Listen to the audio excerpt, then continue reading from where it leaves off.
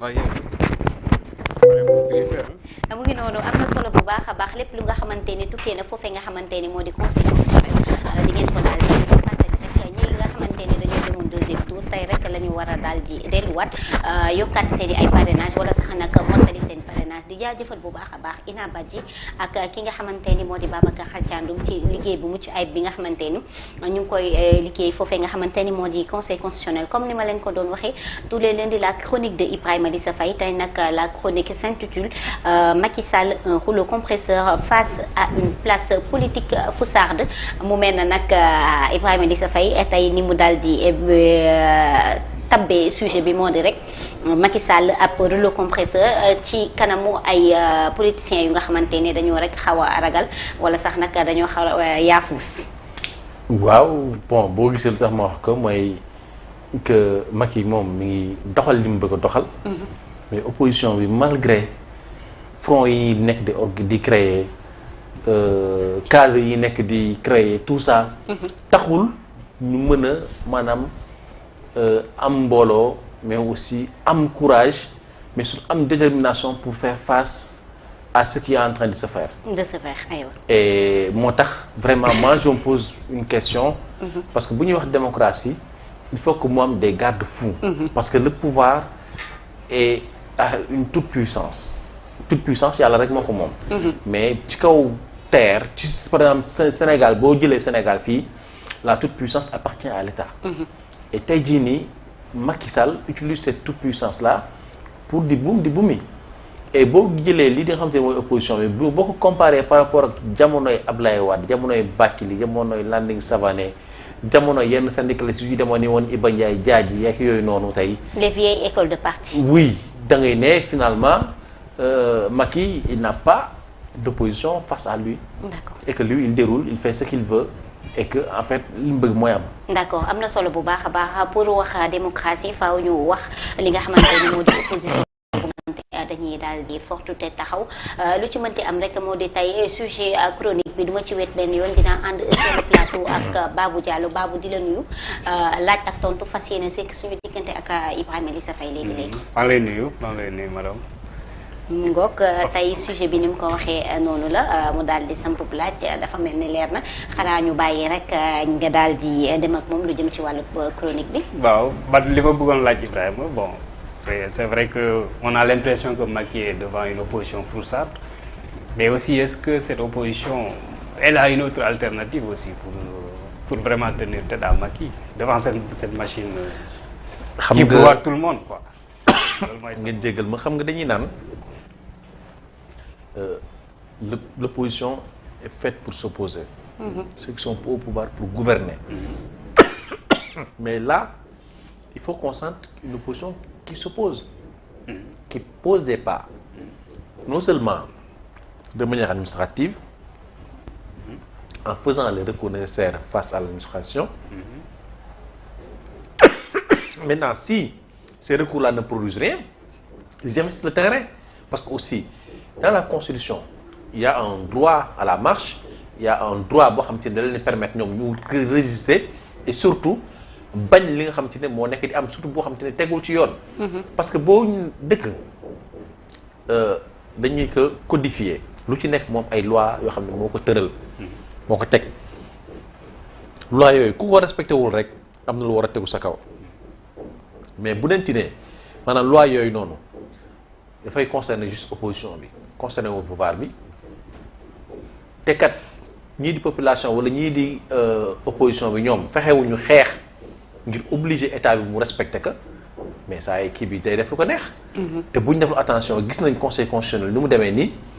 parce que man mënuma gëm ne yow nga voté local voté législative nga ñëw ñu ne la nekkoo ci liste bi.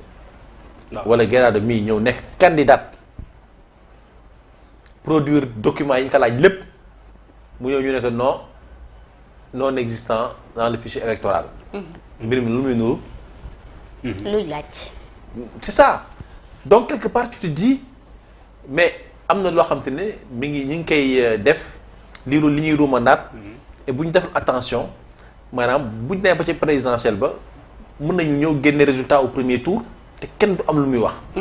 et boobaa jëlati police jël gendarmerie jël armée teg ci kaw tali bi kenn du jóg kenn du génn kenn du wax et donc il y a des choses yoo xamante ne ci bi muy am ci nga koy jéem a réglé mais doo bàyyi ba maanaam ba jaan romb nga nekk ci watat ba di dóor wala di yooxu ci loolu sax nag ñu gisoon fii waa FIT Front pour l'inclusivité et la transparence des élections mu nekk ay ñi nga xamante ne dañoo nekk ci opposition yi ay leader de l'opposition yu nga xamante ne daal dinañu teg front ngir rek daal di am ñu mën a am ay élections yu nga xamante ne dina mucc ayib ci jamono jooju toll tey ak li ñu jot a gis lu jëm ci wàllub fichier bi ñenn ñi di ko décrier fan la FIT nekk ak doole FIT tey fan la toll par rapport ak li nga xamante ni ñu ngi koy gis ci parrainage yi càmbat bu njëkk lu jëm ci wàllu candidature yi. gis nga pour man muy FIT D24 ñu ñëpp dañoo lajj parce que li ñu war a def defuñu ko parce que au delà di marché yeeg yooyu noonu pour man am na ay voies de recours yoo xam ne yu am la. il faut les faire et li ci des aussi it mooy dénonciation yi li ci des aussi it mooy parfois wàcc sur le terrain quand c'est nécessaire loolu yëpp defu ko par exemple boo xoolee Habib Fall ki nga xam ne moo fi nekkoon directeur automatisation du fichier DAF bi ñu ko interviewé en octobre mais il est revenu sur l'essence du fichier électoral moom da lay ne carrément le fichier électoral doit être disponible de façon permanente électeur bu nekk war nga ci mën a am accès pour xam ba xam yow yaa ngi ciy figurer ak fan mooy si lieu de vote te bu ñu ñëw naan ay question de données personnelles ak yooyu noonu parce que yow électeur bi yaay dugal sa tur yaay dugal sa numéro carte d'identité et sa tur ak sa numéro carte d'identité yow yaa ko moom yow donc say données personnelles la donc utiliser woo données Gerardo utiliser woo données Babou utiliser woo données keneen donc le fichier doit être disponible de façon permanente et partie yi aussi man mii par exemple sax man tey parrainé wu ma kenn mais boo defee attention sama tur am na ci liste yu mu nekk mu dem ba pare te pourtant yëguma tinuma et population bi tey waroon nañ am possibilité mën a vérifier ku ci nekk yow sa bopp nga dugg ci fichier bi nga def sa tur nga xool kan nga parrainé bu dee da nga parrainé dañ la ne kon Gerardo ci li gis li si Gerardo nga nekk te yow xamoo Gerardo gisoo Gerardo dégg ko mais bu dexee porté plainte Gerardo comme ni ñu waxee ne excusez-moi comme ni ñu waxee ne maanaam candidat bu parrainé ñaari ñu waaye ñetti nit mën nañ ko poursuivre. mën nañ. mais foofu la ñu war a mën a poursuivre aussi candidat boo xam te ne sàcc na. parrain wu jàmbur parrain wu jàmbur ñëw ne kat diw parrainé na ma te diw yëg gisu ko yëgu ko tinu ko mbir mi aussi nañu wax ne dëgg. bokk na ci tamit ñi nga xamante ne dañuy war a parrainer jël seen fiche daal di koy jox ñeneen loolu tamit bokk na ci lu laaj ci baabu. exactement loolu bon loolu gis nañ ko fii parce que am na déjà sax ñuy wax ne ñoo xam ne bon am na kenn koo xam ne j'ai oublié le nom. nee na moom son Thierno Alassane Sy nee na son propre frère même daf ko parrainer keneen. xam nga loolu déjà ça pose ça répond à la question. mais c'est ça. donc maintenant lu mu bëgg a xam mais après lii nii c'est-à-dire on attend juste que gars yi pare seen dépôt yi après dans 2 jours je pense après ñu joxe la liste finale. des candidats à la candidature. non balaa ñu joxe la liste finale am na beneen traitement wax dafa des. exactement parce que en fait lii c'est un premier contrôle. pour vérifier affaire du parrainage. léegi bu ñu jógee ci parrainage yi ci la ñuy xool li nga wax ne mooy critère fiscal bi. voilà. xool ba xam yow amoo dossier judiciaire boo xam ne da lay mën a teq. yoreloo dara état. voilà boo xam ne yoreloo dara état ainsi de suite c'est-à-dire. problème de double nationalité bi également dafay taxaw. c'est-à-dire am na ay étapes yoo xam te ne mu yeneen yu des donc nañ ne lii premier segg bi kese la. te des na yeneen i segg yoo xam te ne moo war a ñëw. et donc comme ni ko suñu gan mi waxee sànq dafa bëri ay jiixi jaaxa bëri ay lëndëm ci mbir mi. mais leneen li nga xam te ne aussi am na et loolu. pourtant man mooy sama sentiment mooy classe politique bii nii boo xoolee seen i turu candidat seen turu coalition yi turu candidat yi lañ jël teg. c'est-à-dire 2024. waaw ay Sonko 2024. waaw ay kii John 2024. John 2024 xam nga Mimi 2024. mu mel ni maanaam c'est pas des intellectuels de haut rang. capables quand même de transcender leur personnalité et de proposer quelque chose de mieux. Comme les Sopi. Comme Sopi, comme Fall, Front pour l'alternance, hein, comme également aussi Cap 21, et ainsi de suite. C'est-à-dire, exactement. la classe politique sénégalaise nous avait habitués à plus d'ingéniosité, à plus de recherche, à plus de finesse. Mais fini, non seulement ay tapet lañu, mais est-ce que du niveau bi dafa wàcc tamit. niveau bi lu wàcc la donc dañuy xas journalistes yi di xas élèves yi di xas kii waaye dañ comprendre que niveau bi fépp la wàccee. C'est vrai. Et qu'en fait ñoom ils n'ont pas été du tout ingénieux pour maanaam mën a transcender cette personne.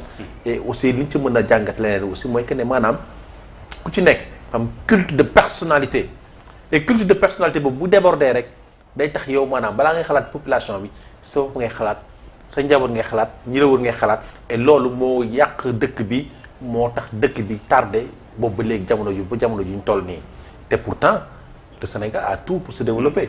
Parce qu'un pays de 18 millions d'habitants qui a toutes les richesses minières, Exact. du or, du pétrole, du gaz, du fer, du tout, Exact. nga am 700 kilomètres de côte, hein? Am lu ñu koy waxatee encore aussi am suuf su bare am naaj. Am la Presque une jeunesse. waaw am une jeunesse. te mënoo développer ça c'est le problème, c'est un problème de leadership. Il faut le dire. Et vraiment il faut qu'on revienne aux fondamentaux population bi man damay ragal ñu gën a mature homme politique yi ñu andi révolution en 2024 et c'est possible xamuñu luy ñëw mais c'est possible. C'est possible. Bon, juste une dernière question. Bon, par exemple, est-ce que l'opposition, elle est foursade ou bien xamatul fu muy taxaw? xamatul fu muy taxaw surtout ça. Parce que je pense qu'on a en face, j'ai l'impression qu'on a en face une opposition qui ne sait plus à quel sens se vouer. Non mais en fait opposition bi par contre pour man ñoo war a gën a xam fu ñuy taxaw ñoo war a gën a am fit parce que tey jii nii ñi considéré comme opposition ñu ci bëri ils étaient avec Macky. C'est ça le... xam nañu stratégie Macky xam nañ ay mbóotu Macky xam nañ fan la ñu mën a def pour lui faire du mal wala boog dafa am maanaam stratégie boo xam ne je te tiens tu me tiens la boo tax ñoom ñemewuñu attaqué ñemewuñu wax wala mu nekk guerre d'intérêt entre biir opposition bi ci boppam. waroon nañu xool naka la ñuy def ba nekk benn say xeex li ñuy xeex. justement suñu paree ñu daal di tàkkalikoo ku nekk daal di def sa candidature bopp. justement mbir mi moo tax y a tellement de questions qui taraudent les esprits que doo xam fan nga koy kiiwee waaye li ca am ba am mooy que ne maanaam opposition bii par rapport à ñi ko composé nga xam te ni ñu bëri ils étaient avec Macky d'autres yàgg nañ am expérience politique pour man waroon nañ ma am beneen taxawaay boo xamante ne tey jii nii Macky non seulement dinañ def audit fichier électoral rapidement mais processus bi li ci des nañ ko génne mu leer naññ. et que aussi li nga xamante ne mooy conseil constitutionnel ni mu doxalee nii doon ko ñemee doxale parce que bu kon dina nit ñi nañ non seulement nañ dal ci kawam mais dinañ ko désavouer aussi parce que mbir mi dès le départ jeu bi dafa war a clair parce que bu dee da ngay football wala nga nekk ci benn compétition te jeu bi leerul au départ mooy maanaam jafe-jafe am na te loolu la ñuy nekk di dund nii moom moo tax tey ci nii li am yëpp am ba waasina daal di bind ab bataaxal rek di xam ne ni fichier bi fi mu nekk nii kenn mise à jour ko loolu tamit Lisa ban jàngat nga ci am. est-ce que tamit c'est pas neexul a wax mais c'est pas est-ce que c'est pas une honte loolu. mais wax nga lépp. Grado mais c'est une honte. Sénat l'arbitre qui devait disposer du fichier depuis bi ñu ko defee mise à jour et depuis kañ lañ paree révision exceptionnelle bi yàgg na. ça fait presque 5 mois. 8 mois 8 mois ouais, exact. ça fait 8 mois maintenant. Exact jour pour jour hein. mais Guédado mënuñu pare révision fichier 8 mois ba léegi maanaam mbir mi waa Sénat amuñu mise à jour bi fichier bi disponible sur internet kenn xamul fichier bi nekk. qui a le fichier on sait pas mais conseil constitutionnel déjà ban version du fichier la am. ban version du fichier la am. donc c'est là la question. c'est là la question. man je me dis que ni waroon nañu sax rus di def ay communiqué di wax ni amuñu version. bi nga xamante ne mais boo gisee loolu li ko waral mooy ñi naan bokk ñoom gisuñu leen ci fichier bi non existant dans le fichier mais xam nga ça c'est tellement grave et puis man pour man c'est une insulte faite à la population parce que. scandale la comme ni ko Mimi Touré waxee. non mais scandale la mais nit ku bàyyi ay yitteem. c'est ça. dem ran ba yegg. loolu laa bëggoon wax. dugg ñëw ñu inscrire la jox la récépissé nga yor sa carte d'identité ñu bind ci ginnaaw ne li tel lieu de vote. tey ñu ne la bokk ci fichier bi mais saa waay. ça c'est une catastrophe. c'est une catastrophe et tey jii nii bu ñuy wax état de droit fii la ñu war a rétablir état de droit parce que population bi moo tax ñuy wax état de droit. mais li xew nii pour man c'est une honte. et Sénat waroon sax rusa def communiqué nee woon pat pataar. surtout ça ñi pat pataar fallait même pas communiquer. mais nag aussi loolu li ko waral quelque part nag ils sont trahis en écrivant parce que Sénat amatuñu expérience bi nga xam te ne moo leen doon permettre ñu am retenue boo bañ a def communiqué bi. c'est vrai que c'est une nouvelle équipe. Hein. c'est une toute nouvelle équipe. Et le Sénat l'équipe est renouvelée au tiers.